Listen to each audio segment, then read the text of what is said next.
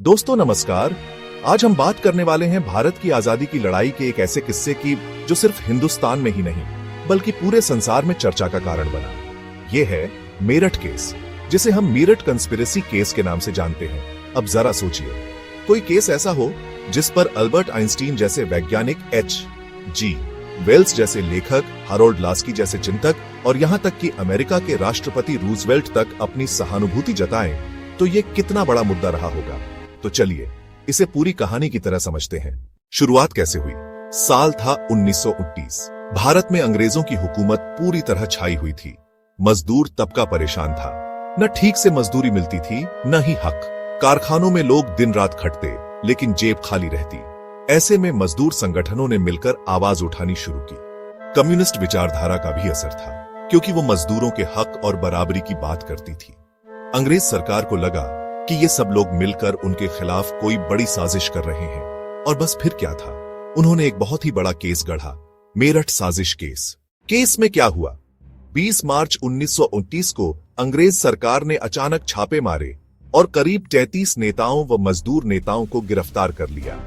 इनमें कई बड़े नाम शामिल थे: शौकत उस्मानी, मुजफ्फर अहमद पीसी, जोशी ऐसे डांगे, फिलिप्स प्रैटन जो ब्रिटेन से आए थे।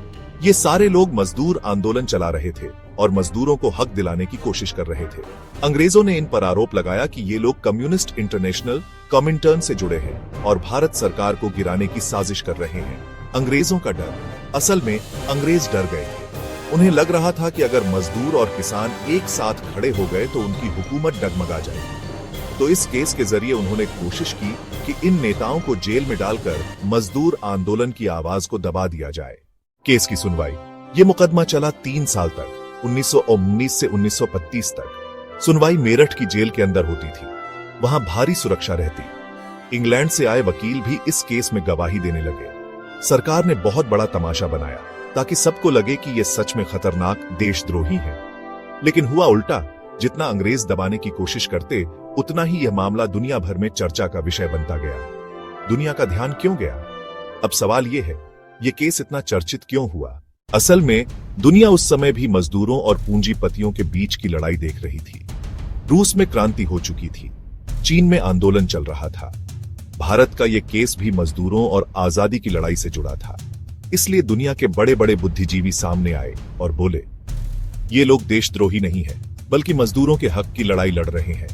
आइंस्टीन और दूसरे नेताओं का समर्थन। अब सबसे बड़ी बात, इस केस पर अल्बर्ट आइंस्टीन ने खुलकर समर्थन किया। उन्होंने कहा कि इन नेताओं को जेल में डालना अन्याय है। प्रसिद्ध लेखक H.G. वेल्स ने भी लिखा कि मजदूरों की लड़ाई को दबाना मानवता की आवाज को दबाना है। ब्रिटेन के नामी चिंतक हारोल्ड लास्की ने भी इसका विरोध किया। और तो और अमेरिका के राष्ट्रपति रूजवेल्ट तक ने इस केस में सहानुभूति जताई। सोचिए जरा, भारत का एक केस और उस पर पूरी दुनिया के महान लोग बयान दे रहे थे। नतीजा क्या हुआ? 3 साल तक मुकदमा चला। आखिरकार 1922 में फैसला आया। कई नेताओं को 12-12 साल तक की कठोर सजा सुनाई गई। लेकिन इस केस का एक बड़ा असर यह हुआ कि मजदूर आंदोलन को दबाने के बजाय वो और मजबूत हो गया। पूरे भारत में लोग कहने लगे, अगर आइंस्टीन जैसे वैज्ञानिक इन नेताओं को सही मान रहे हैं तो जरूर इनकी लड़ाई सच्ची है। इससे मजदूर और किसान संगठन और तेजी से बढ़े। आजादी की लड़ाई को एक नई ताकत मिली। इस केस की खासियत, मेरठ केस सिर्फ एक मुकदमा नहीं था।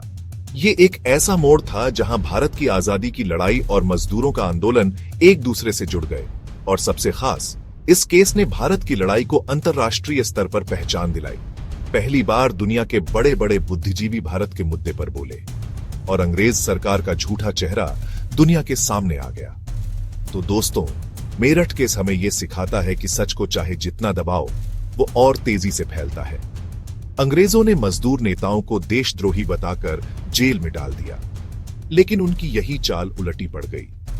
आज भी जब हम मेरठ केस को याद करते हैं तो ये हमें बताता है कि हमारी आजादी सिर्फ तलवार और तोप से नहीं मिली, बल्कि मजदूरों और किसानों की कड़ी मेहनत और त्याग से भी मिली है। तो दोस्तों, ये थी कहानी मेरठ साजिश केस की, वो केस जिसने पूरी दुनिया का ध्यान भारत की ओर खींचा। अगर आपको ये वीडियो पसंद आया हो तो लाइक, शेयर और सब्सक्राइब करना मत भूलिएगा। फिर मिलेंगे एक नई कहानी के साथ। धन्यवाद।